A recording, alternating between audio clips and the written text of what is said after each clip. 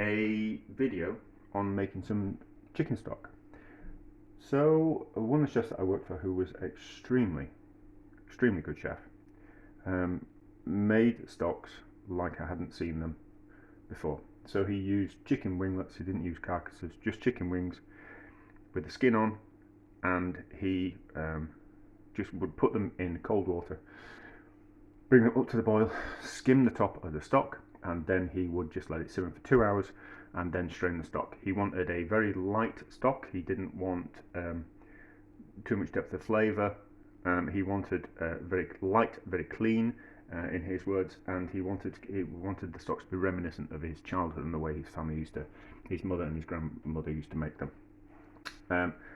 So that was a way of making a stock which I hadn't seen before when I started working for him. And then, but the way I was taught at college was it was a long, slow, quite involved process, which kind of put me off making stocks, if I'm honest. The idea of having to roast the bones and then bring them back up, put them in cold water, bring them up to the boil, and then discard that water, that first boiling, put fresh water in and some vegetables, and then slowly simmer for hours and hours and hours to develop flavour. It just seemed like, oh, that seems like really kind of hard work. But so two kind of different ways of doing it. And then I was watching a Chinese chef talking about making chicken stock, and what they do is they chicken carcasses in cold water, bring it up to the boil, discard that first water, top it up with water again, and then I really should have these on, shouldn't I? I'm wasting time. And then we can just talk our way through it. And then would I'd top up the pan with the bones in, again with water, and then slowly simmer for 2 or 3 hours, and you were left with a clearer, cleaner tasting stock. Because what you were doing essentially is the impurities in the bones, little bits of blood that are left, any kind of, there's these bits of kidney, those kind of have all got bits of blood in and all that kind of stuff. So the first boiling would remove all those impurities, and you would end up, and a little bit of the fat as well, and then you would end up with a cleaner, clearer stock. I haven't done that. I'm much more concerned with flavour, and I just kind of think, well, if these impurities are still a little bit of flavour, and I'd rather have a slightly cloudier stock than a clearer stock that had less flavour. So I was kind of thinking, for that first boil, we're kind of throwing liquid away. But, you know, ideas change and how you think about things changes. So I kind of thought, well, we'll do an experiment. So it's a chicken pie for one of the next functions. So I have removed all the, well, I use chicken legs, so these are all the hip bones from the chicken. So we're cooking quite a lot of them. So I've taken the hip bones off and I've taken the skin off, and then we'll just cook the meat and use that for pie. Leg meat's a lot nicer. Leg and thigh meat, well, it's thigh and drumstick meat, as in whole leg, and then whole leg is much nicer than the rest of the bird, in my opinion. So we've taken these bones off so that the legs will cook quicker, and also so we can make some stock to cook the legs in. So we're going to do 2 pans. So there's about the same amount of weight of bones in each pan. We're going to bring this one up to the boil, and then we're going to simmer it for a little while just to make sure everything's sterile, and then we're going to strain off that liquid, that first boiling, and then we're going to add some cold water, bring it back up to the boil, and then simmer it for 3 or 4 hours, and we'll see what kind of stock we get from that through getting rid of the first water. And then this one at the back, we're just going to bring it up to the boil, and then we're just going to leave it to simmer slowly simmer for 3 or 4 hours, and we're going to see what difference we get in the stocks. I'm also going to keep the water that I discard from the first boiling of this stock, and then we'll have a look at that as well, because the chef that I worked for, who just used chicken winglets, he always had a habit of coming into the kitchen just before service just to try out a new dish, which was very annoying because it was a very busy kitchen. And he came in one day when I wasn't there and showed us the way he wanted to make stock. Well, he showed the person that was working on the section, the person in charge of the section, how that I was working on, how he wanted stocks made. And this lad said he just brought the chicken winglets up to the boil, simmered it for an hour and a half, tasted it and said yes, that's good, that's how I want it, and then kind of disappeared out of the restaurant, not to be seen again for a couple of weeks, and then come back and cause more carnage.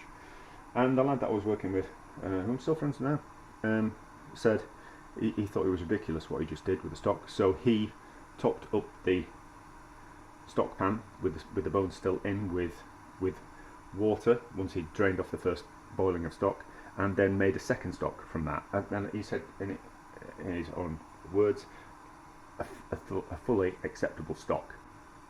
You know, so that's kind of the. Why did I say that story? I've gone off topic. I've gone off kind of like topic, haven't I? Yeah. So there was obviously still flavour still left in the bones because we got a second stock out of it.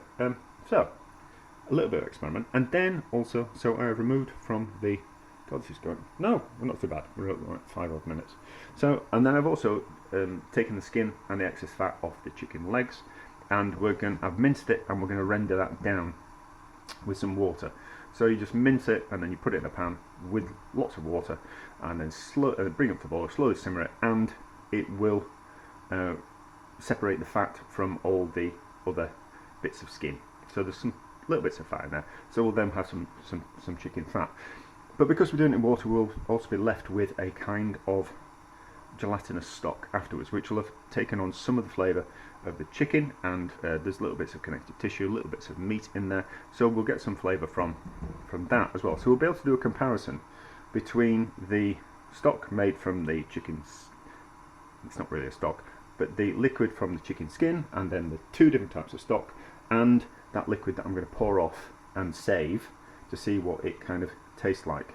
So we'll be able to do some kind of comparison. I think this one will be cloudy, but it'll be interesting to see the four different types of stock-ish, and kind of see if it's really worth doing, you know, and draw some kind of conclusions. It's a bit of a faff to bring this one up to the boil, pour off the liquid, and then start again. That's a bit of a faff. You know, are you going to do that at home? Probably not. Are you going to render your own fat down? Probably not. But be interesting all the same. And then actually, there's something I want to do with some clouded chicken stock. Anyway, I want to see how we go at clarifying. There's another method of clarifying that I want to have a look at. So I'll be able to do that as well. But that'll be another video. So, but as you can see, it's already kind of quite cloudy. So there is lots of impurities kind of coming out of those chicken bones into that liquid. So those impurities won't, or there'll be less impurities in it, so it won't make it as cloudy. I'm not that bothered about cloudy stocks. If you really want a crystal clear stock, it's very difficult to kind of make without faffing too much. And the best way to do it is just to clarify the stock with some egg whites. But anyway, so you don't need to see me straining off all those type of things. We can be back in 4 hours' time when all these are ready, and we'll be able to give them a bit of a taste once I've strained and all that kind of stuff. But I might show you what I mean by a slow simmer. So we don't want the stock. We want the stock to be as hot as possible without the liquid moving. That's kind of what we want. We don't want it to boil rapidly. We don't want it to be at a low temperature where potentially bacteria could grow. We want the stock hot enough to I'm waffling, aren't I? To remove all the goodness out of the bones, but not turn it cloudy. But anyway, we're back in a bit when things have come up to the simmer and the boil. So this is coming up to temperature. So what we need to do is skim off that sediment that's come off the top, and then when we pour the liquid off and strain it, that's actually not going to sink to the bottom, and then we'll have to remove it again. So it's better to skim it off now and then remove the liquid. That's going to be a little bit tricky to show. I'll try and do it.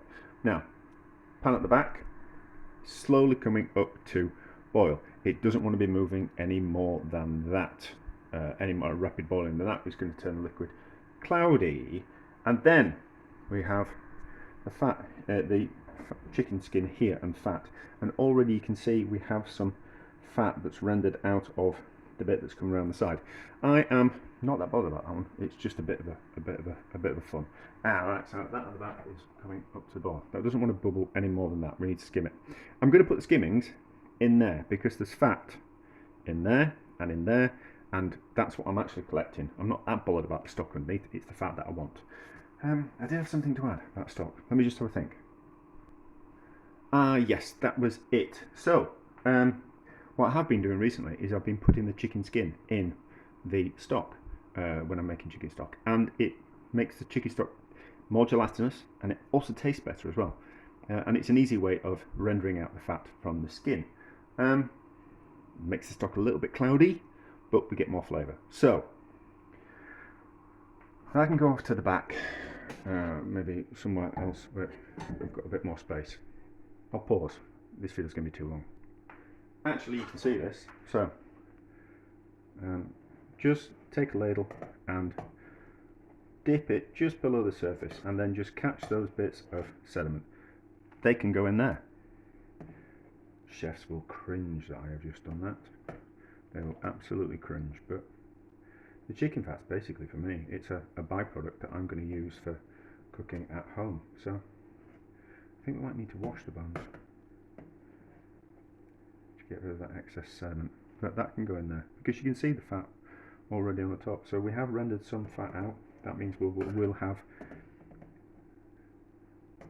some of that liquid will have some flavour in it. If we've managed to render out some fat, there will be some flavour in that liquid. I don't know if it be gelatinous or anything like that. I always kind of think if something's gelatinous, there's generally kind of flavour in it. Anyway, so there's lots of fat coming to the top of that, but that's how you skim stock. There's different methods. Anyway, so we'll skim off that, and then we'll have a look. We might rinse the bones to get rid of any kind of scum that's on them. So it's not going to matter if that stock goes too cloudy, but we'll just move that around, and then any maybe bits of other sediment want to come to the top. Yeah, so you need to do the same with the one at the back, but you don't need to see that. You just need to see me straining that off. So turn the one off at the front, and then we'll get the board and stuff. Right, probably make a mess, but let's just pour this off like that, and then we'll be able to see. See, I knew it'd make a mess.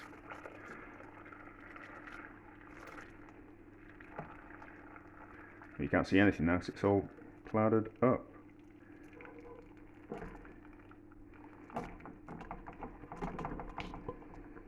Let's get all that liquid in there. I'm still here, it's just a bit steamy. So there is, there we go, you can see again.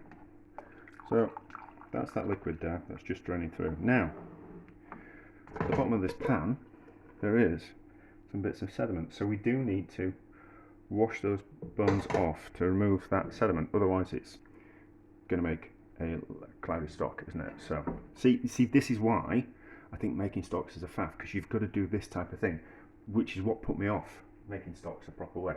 But anyway, so we'll wash those bones in some hot water, actually, or maybe some cold water, just to get rid of the excess bits of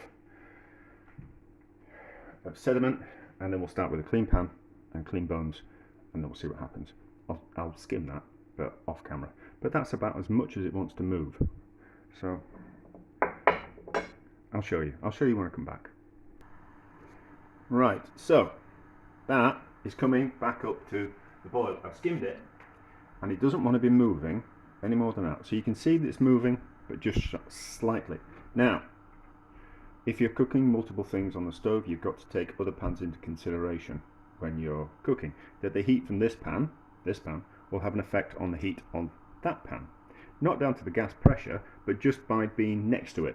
You know, that if this pan's on a high heat, that pan you want on a low heat, that high heat is going to affect that low heat at the back. So, but as you can see, so we have skimmed, and already you can see, and replaced the water. You can see that that is you know, it's crystal clear. There's still a few bits of sediment in it. We're never going to not get rid of those, mostly because it's the hip bones and that's where the kidneys are.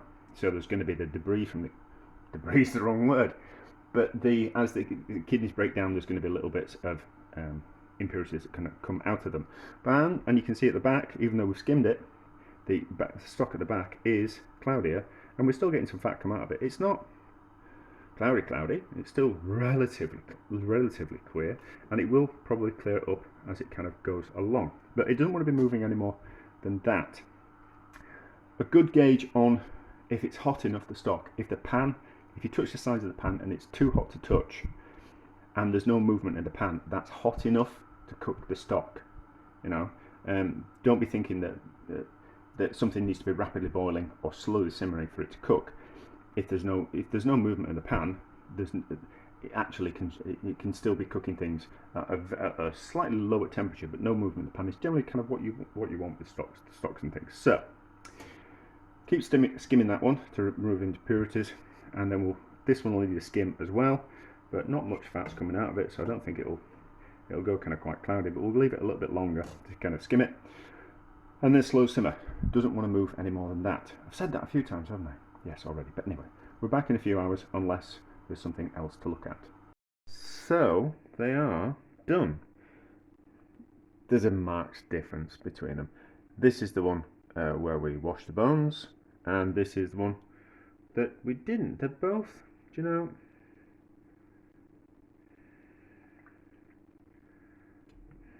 for the faff, I'd rather not wash the bones, and for the results, not that much difference, you know.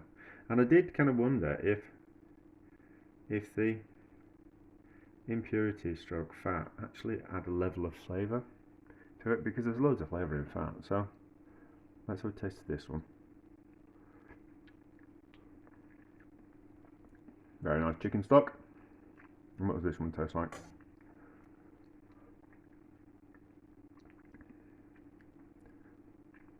Not so good. Not as good. Just not as good.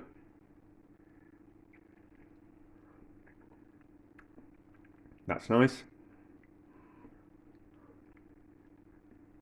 Crystal clear, but really nothing much there. So for the faff, really not kind of worth it. However, we will strain it. That'll probably make it a little bit cloudy, to be honest, because it'll agitate it.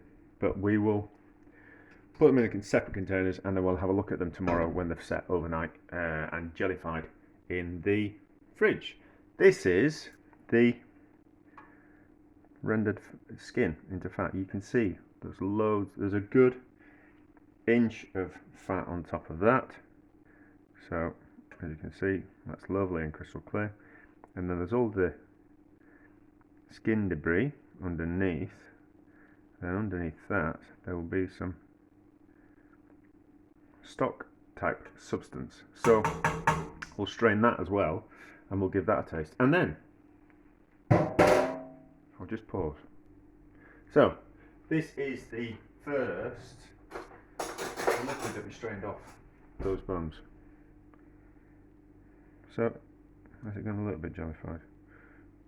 A little bit, not much. How does it taste? There's flavour in that, you know. There's more flavour in that than there is in that.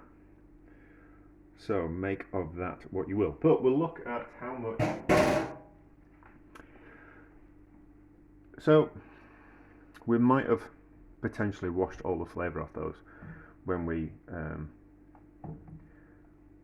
strain them into fresh water, to make stock. But we might get a lot of gelatin out of that, because the gelatin is not going to come out of the meat and the bones and the cartilage, connective tissue, those type of things. It's not going to come out of those with just bringing water up to the boil. The majority of it's still going to will be locked in those bones. So that'll taste. That might be where all the jelly is. But anyway, we'll see tomorrow when we've strained off and what we got, and we'll do a jelly test and another taste test. So this is the juice from the rendered down chicken skin. It's cloudy. It's cloudy. You know, it's not a particularly very good stock, but flavour-wise, it's chickeny. You know, it is chickeny. It's not as a clean a tasting as the other two stocks that I've made, but it's still a chicken stock all the same. And if you were, you could make a risotto out of that. It's cloudy because of the fat's boiled into it, and the impurities are boiled into it, and that's why it's cloudy. But if you were to make something like a risotto, that fat and those impurities and that chicken stock would make a lovely risotto, because you add fat to a risotto to make it luxurious, and the fat's already in the stock. So you could use it for something like that. That would be very nice, or just put into a stew instead of a stock cube. But there we go. That's all right. We'll see how that sets in the morning as well. Right, let's work out which one's which, because I've forgotten. But it should be an easy process of elimination. We certainly know that is the chicken fat one, and as you can see, that's loads. That's really jellified, is that one. So there's loads of gelatin in the skin, and flavour as well. That's watery. That's watery. That's got a little bit more gelatin in it. So I think this is the stock where we wash the bones. Not much gelatin in that at all.